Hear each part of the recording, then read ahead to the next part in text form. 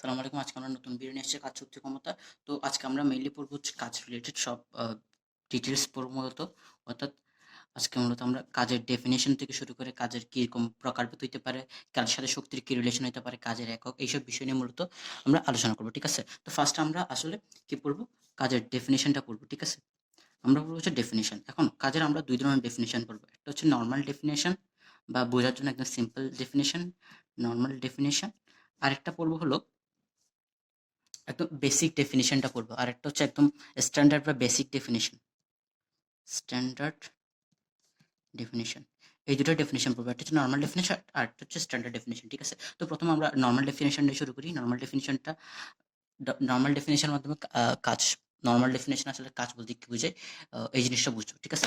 তো আসলে আচ্ছা, আমরা কাজ কখন বলি? আমরা কখন বলি যে একটা কাজ হইছে? যখন আমরা একটা একটা চেষ্টা কোনো একটা জিনিসের জন্য চেষ্টা করি এবং ওটার জন্য একটা রেজাল্ট পাই, অর্থাৎ কোনো একটা জিনিসের জন্য আমরা চেষ্টা করছি, ওটার একটা ফলাফল পাইছি, তখন বলি যে মোটামুটি আমরা একটা কাজ হইছে। অর্থাৎ চেষ্টা এবং ফলাফল এই ২ টা মিলিত এই ২ টা সমন্বয় হচ্ছে একটা কাজ। তার মানে আমরা বলতে পারি আসলে কি কাজ? কাজ সমান কি? কাজ সমান হচ্ছে একটা চেষ্টা ও তার ফলাফল। এই ২ টার কম্বিনেশন বা সমন্বয় হচ্ছে একটা কাজ। ঠিক আছে? অর্থাৎ আমরা লিখতে পারি W সমান একটা চেষ্টা অর্থাৎ F এবং ফলাফল এর গুণফল। অর্থাৎ W ইকুয়ালস টু FS। এটা হচ্ছে কাজের নরমাল ডেফিনিশন। অর্থাৎ কোনো একটা কিছুর জন্য যখন আমি একটা চেষ্টা করব এবং এটার জন্য একটা রেজাল্ট পাবো, ওই চেষ্টা এবং রেজাল্টের গুণফল হচ্ছে একটা কাজ। ঠিক আছে? যেমন আমরা যদি ফিজিক্সের পাশে এটাকে মূলত আমরা কাজ বলে থাকি। তো যেমন একটা বস্তু আছে, ওই বস্তুটাকে যদি আমি একটা ফোর্স ক্রিয়েট করি এবং ওই বস্তুটা যদি একটা সরে যায়, তখন যে জিনিসটা হয়, আমি যখন একটা ফোর্স ক্রিয়েট করলাম, ওটা হচ্ছে আমার একটা চেষ্টা। তো চেষ্টাটা কি আসলে যখন ওই বস্তুটাকে ফোর্স দিচ্ছি, একটা বল প্রয়োগ করতেছি, ওইটা হচ্ছে আমার একটা চেষ্টা। ওইটার রেজাল্ট কি? আমি যখন একটা চেষ্টা করছি অর্থাৎ একটা ফোর্স দিছি বস্তুটার উপর, ওই বস্তুটা সরে গেছে কিছুটা। তো এটা হচ্ছে আমার চেষ্টার ফলাফল। অর্থাৎ ফোর্স প্রয়োগ করার ফলে বস্তুটা সরে গেছে, এটা হচ্ছে ফলাফল। এখন এই জায়গায় কাজ আমি কতটুকু কাজ করছি ওইটার পরিমাপক হচ্ছে W = F × S। এটা হচ্ছে মোটামুটি নরমাল একটা ডেফিনিশন বোঝার জন্য কাজ। এখন আমরা বেসিক যে ডেফিনিশন অর্থাৎ স্ট্যান্ডার্ড যে ডেফিনিশনটা, ওই ডেফিনিশনটা পড়বো। ওই ডেফিনিশনটা কি আসলে? তো এই ডেফিনিশনটা একদম বেসিক ডেফিনিশন, যেটা কাজকে একদম সম্পূর্ণভাবে রিপ্রেজেন্ট করে, যে ডেফিনিশনটা। ঠিক আছে? তো এই ডেফিনিশনটা পড়বো এখন। তো এই ডেফিনিশন অনুসারে কাজ, এইখানে আমরা কি পেয়েছি আগে এটার দিকে, এখানে দেখা যাচ্ছে বল এবং সরণের গুণফলকে কাজ বলা হয়। এখন আমরা যেই স্ট্যান্ডার্ড ডেফিনিশনটা পড়বো, ওই ডেফিনিশন অনুসারে কাজ হচ্ছে বল ও বলের দিকে সরণের গুণফল।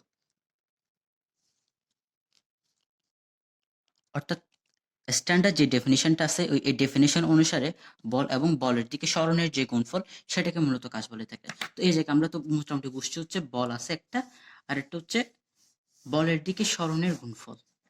বল বুঝছি, গুণফল বুঝলাম, বলের দিকে সরণ এই টার্মটা নিয়ে আমাদের একটু ভেজাল লাগিয়েছে এখন।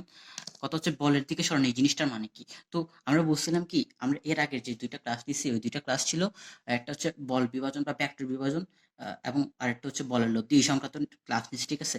এখন আমরা ক্লাসগুলো কেন নিছিলাম? আমরা বলছিলাম কাজের যে সংজ্ঞাটা আছে, সেই সংজ্ঞা বোঝার জন্য ক্লাসগুলো ওই ২ টা কনসেপ্ট লাগবে। তো আজকে মূলত এই কনসেপ্টটা অর্থাৎ এই যে টার্মটা আছে বলের দিকে সরণ, এই টার্মটা বোঝার জন্য আমরা ওই ২ টা কনসেপ্ট ইউজ করব। ওই ২ টা কনসেপ্ট কি ছিল? মেইন কনসেপ্ট ছিল ওখানে উপাংশ বিভাজন, ভেক্টর বিভাজন বলতে পারি আমরা। ঠিক আছে? ওই ২ টা কনসেপ্ট আমরা ইউজ করব। তো ওই ২ টা কনসেপ্ট কি ছিল? ওই ২ টা কনসেপ্ট আমরা একটু যদি রিভিউ করি, আমরা একটু যদি লিখি ভেক্টর বিভাজন। আমরা যদিও ওই জিনিসটাকে দেখাইছিলাম, আসলে ভেক্টর বিভাজনকে বল বিভাজনের মাধ্যমে উপস্থাপন করছি। তো এটা যেকোনো ভেক্টর বিভাজনের ক্ষেত্রে প্রযোজ্য। আসলে আমরা যেটা দেখাইছি ওটা একটু দেখাই। আমরা দেখাইছিলাম হচ্ছে একটা বস্তু ছিল। তো ওই বস্তুটাকে যদি আমি সরাসরি F বল প্রয়োগ করি দিকে, তখন যে পরিমাণ বস্তুর যে অবস্থার পরিবর্তন হবে, আমি যদি F বল প্রয়োগ না করে এদিকে F cos θ এবং এদিকে F sin θ, যেখানে এটা হচ্ছে থিটা, অর্থাৎ আমি যদি আরেকবার বলি, এই বস্তুটার উপর যদি শুধুমাত্র F বল প্রয়োগ করি, এদিকে বস্তুটার যেই অবস্থার পরিবর্তনটা হবে, যদি আমি ওই F বলটা প্রয়োগ না করি, ওই F বলের পরিবর্তে x অক্ষ বরাবর F cos θ এবং y অক্ষ বরাবর F sin θ একই সাথে প্রয়োগ করি, তখনই বস্তুর সেম অবস্থা হবে। তখন আমরা বলছিলাম কি? তখন বলছিলাম এই যে F cos θ এবং F sin θ হচ্ছে F বলের উপাংশ। আমি লিখি একটু, F sin θ and F cos θ, F F sin θ O F cos θ F এর উপাংশ। এই জিনিসটা বলছিলাম আমরা, তখন বলছিলাম হচ্ছে এফটা হচ্ছে এই দুজনের লব্ধি এবং এফ কস থিটা এবং এফ সাইন থিটা হচ্ছে এফ বলের উপাংশ। এই জিনিসটা আমরা দেখতে পারি। এখন এই জায়গায় আমরা বল দিয়ে উদাহরণ হিসেবে বল নিয়েছিলাম এবং বলের মাধ্যমে কনসেপ্টটা বুঝাইছিলাম, কিন্তু এই জায়গায় বল বল ছাড়া যে কোনো ভেক্টর প্রযোজ্য। অর্থাৎ বল বলি ওই জায়গায় আমরা যদি যে কোনো একটা ভেক্টর যেমন ত্বরণ হিসাব করতে পারি অথবা ব্যাগ হিসাব করতে পারি। অর্থাৎ যদি একটা ব্যাগের এক্সাম্পল দিয়ে আমরা, অর্থাৎ একটা বস্তু যদি দিকে ভি বেগে চলে এবং এই বরাবর যদি কোণটা থিটা হয়ে থাকে, তখন আমরা যদি এখানে হবে বি কস থিটা এবং বি সাইন থিটা।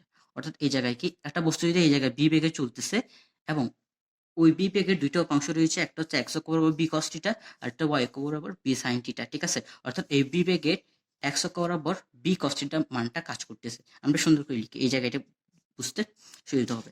অর্থাৎ বলতেছে কি এই বি বেগের এক্স অক্ষ বরাবর বি বেগটা এক্স অক্ষ বরাবর বি কস থিটা হিসেবে কাজ করতেছে।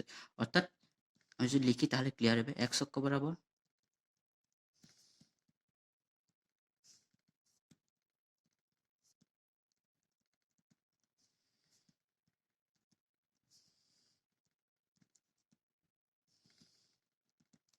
আমরা লিখেছি হচ্ছে এক্স অক্ষ বরাবর এই বি বেগের পি কস থিটা পরিমাণ অংশটা কাজ করছে।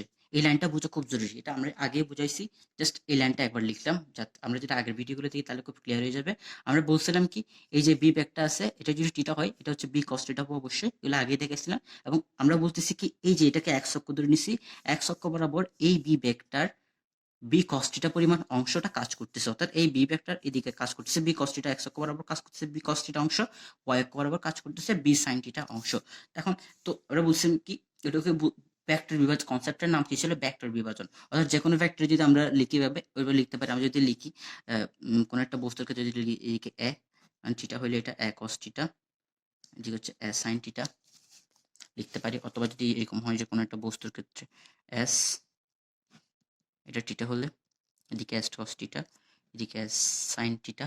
অর্থাৎ এদিকে যদি এই কথাটা যদি চিন্তা করি, এখানে একটা বস্তুর সরণ যদি এদিকে এস পরিমাণ সরণ হয় তো এটি থিটা কোণ হয়, তখন আমরা বলতে পারি এই এসটা এদিকে এস কস থিটা পরিমাণ কাজ করতেছে। অর্থাৎ এক্স অক্ষ বরাবর এই এস এর মান হচ্ছে এস কস থিটা, এক্স অক্ষ বরাবর এই এস এর মান হচ্ছে এস কস থিটা। তো এই জিনিসটা হচ্ছে আমরা আগে থেকে বুঝেছি। এখন বলের দিকে সরণ এই জিনিসটা বুঝবো, ঠিক আছে। এই জিনিসটা এক্সাম্পল সাহায্যে বুঝবো। আমরা চিন্তা করি একটা বস্তু আছে, এই বস্তুটার উপর আমরা কি করছি এদিকে ফোর্স অ্যাপ্লাই করছি, ঠিক আছে। এদিকে এফ পরিমাণ ফোর্স অ্যাপ্লাই করছি, তার মানে বস্তুটার উপর এফ ফোর্স অ্যাপ্লাই করছে হচ্ছে এদিকে এফ পরিমাণ ফোর্স অ্যাপ্লাই করছে। কিন্তু দেখা গেল কোনো একটা কারণে এই বস্তুটা এদিকে যায় না, বস্তুটা চলে গেছে হচ্ছে এদিকে, তার মানে বস্তুটা সরানো হচ্ছে এদিকে। তো এখন কি আমরা সংজ্ঞা যদি লিখি W equals to F into S, তখন কিন্তু ডাব্লিউ এর মানটা ভুল আসবে। অর্থাৎ এটা এই জায়গায় কাজের মানকে ডিফাইন করবে না। কেন? কারণ আমরা বলছি বলের দিকে বল এবং বলের দিকে সরণের গুণফল, কিন্তু এই জায়গায় দেখা যাচ্ছে সরণটা বলের দিকে নাই, সরণটা বলের দিকে নাই, এই জায়গায় সরণটা হচ্ছে এদিকে। কিন্তু আমাকে বের করতে বলছে হচ্ছে বলের দিকে সরণের বল এবং বলের দিকে সরণের যে মানটা সেটা। এখন বলের দিকে সরণের উপাংশ বলতে আমরা যেটা দেখছি সেটা হচ্ছে এটা যদি টিটা হয়ে থাকে, তার মানে বলের দিকে সরণের উপাংশ হবে খুব সিম্পলি, এটা যদি এই সাইডে যদি হয় এটা এস হলে এটা টিটা হলে এদিক দিয়ে এদিকে হচ্ছে বল, যেহেতু তার মানে এই জায়গায় এই বরাবর সরণ রূপাংশ হচ্ছে এস কস টিটা যদি এটা টিটা হয়। তার মানে আমরা যদি এখন ডাব্লিউ কি হবে, তাহলে ডাব্লিউ হবে বল এবং বলের দিকে সরণ রূপাংশ, বলের দিক হচ্ছে এদিকে, এই দিকে সরণ রূপাংশ কত এস কস টিটা। আমরা আগেই দেখাইছি হচ্ছে এটা হচ্ছে টিটা হলে এদিকে এস হলে এই বরাবর এস কস টিটা পরিমাণ কাজ করবে এবং এই বরাবর এস সাইন টিটা কাজ করবে। কিন্তু আমি কোনটা নিব, এস সাইন টিটা নিব না এস কস টিটা নিব? অবশ্যই এস কস টিটা নিব। কেন এস কস টিটা নিব? কারণ হচ্ছে এই বরাবর কাজ করতেছে কে, এই বরাবর বলটা কাজ করতেছে। বলটা যদি ঠিক বরাবর কাজ করতো তখন কিন্তু আমরা সাইন থিটা নিতাম, কিন্তু এই বরাবর কাজ করতেছে কে, এই বরাবর কাজ করতেছে হচ্ছে এই বরাবর বলটা কাজ করতেছে, যার কারণে এই জন্য আমরা কি নিব, এই বরাবর যেহেতু বলটা কাজ করতেছে সেজন্য আমরা দেখতেছি হচ্ছে এই বরাবর এই দিক দিয়ে এই এসটা বা এই সরণের রূপাংশ হচ্ছে এস কস থিটা। সুতরাং আমরা কাজের সময় এখানে বল এবং বলের দিকে সরণ রূপাংশ, বলের দিকে সরণ রূপাংশ কত এখানে এস কস থিটা। তার মানে আমরা যদি পুরো কাজকে ডিফাইন করি তাহলে পাবো W equals to F S cos theta, ঠিক আছে। এটা হচ্ছে একদম মেইন সংজ্ঞা। তার মানে আমাদের সূত্রটা কি, সূত্রটা হবে W equals to F S cos theta. কাজের যে মেইন সূত্র সেই সূত্রটা কি হবে, সেটা হবে W equals to F S cos theta, ঠিক আছে। এবার আমরা কিছু বেসিক ক্লিয়ার করব যাতে আমরা এই সূত্রটা খুব ভালোভাবে বুঝতে পারি। তো এই সূত্র কিছু বেসিক ক্লিয়ার করার আগে আমাকে ইয়াটা দিতে হবে, একটু ডেফিনেশনটা দিয়ে দিই। ডেফিনেশন বলতে পরিচয়গুলো দিয়ে দিই। ডাব্লিউ হচ্ছে কি পরিমাণ কাজ করতেছে, একজন কি পরিমাণ কাজ করতেছে সেটার পরিমাণ বের করবো কিসের সাহায্যে, এফ এস কস থিটা, এই তিনটার মাধ্যমে। এন্ড এফ কি, এফ হচ্ছে একটা বস্তুকে যখন আমি বল প্রয়োগ করতেছি, আমি যখন একটা বস্তুকে বল প্রয়োগ করতেছি সেই বলের মানটা, অর্থাৎ যে বলটা দিচ্ছে সেই বলের মান, হচ্ছে এফ। এস কি, এস হচ্ছে বস্তুটার যতটুকু সরণ হয়েছে, আমি যে বলটুকু দিয়েছি ওই বল দেওয়ার কারণে বস্তুর যতটুকু সরণ হয়েছে সরণের মান। আমি যদি লেখা সুন্দর করে, বলের কারণে সরণের মান। আর কস থিটার মধ্যে থিটাটা কি, থিটাটা হচ্ছে বল। আমরা যদি দেখি, এদিকে ছিল এফ বল, এদিকে হচ্ছে এস সরণ, তাদের মধ্যবর্তী কোণ ছিল থিটা।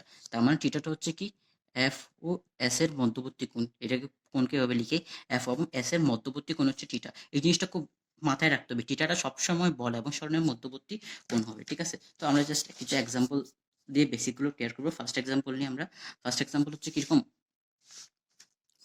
ফার্স্ট এক্সাম্পল হচ্ছে ধরি আমরা, এটা এক্স অক্ষ ওয়াই অক্ষ, এই জায়গায় একটা বস্তু আছে। তো এদিকে আমরা 20 নিউটন বল প্রয়োগ করছি, আর দেখা গেল বস্তুটার সরণ হয়েছে এদিকে 10 মিটার, বস্তুটার সরণ হয়েছে এদিকে 10 মিটার, এদিকে প্রয়োগ করছি 20 নিউটন বল, এবং এই কোণটা হচ্ছে 30 ডিগ্রি, ঠিক আছে। এখন কোয়েশ্চেন করছে ডাব্লিউ কি হবে, ডাব্লিউ ইকুয়ালস আমরা জানি কি, এফ এস কস থিটা। এটা খুব সিম্পল, আমরা বুঝছিলাম কি, এফ হচ্ছে বলের মান, তার মানে 20 নিউটন, এস হচ্ছে কতটুকু সরণ হয়েছে 10 মিটার সরণ, এবং টিটা হচ্ছে বল এবং সরণের মধ্যবর্তী কোণ, তার মানে 30 ডিগ্রি। তাহলে এই জায়গায় যত আসে সেটা হচ্ছে ডাব্লিউ এর মান। এখন দ্বিতীয় একটা এক্সাম্পল দিই, দ্বিতীয় এক্সাম্পলটা কি, দ্বিতীয় এক্সাম্পল হচ্ছে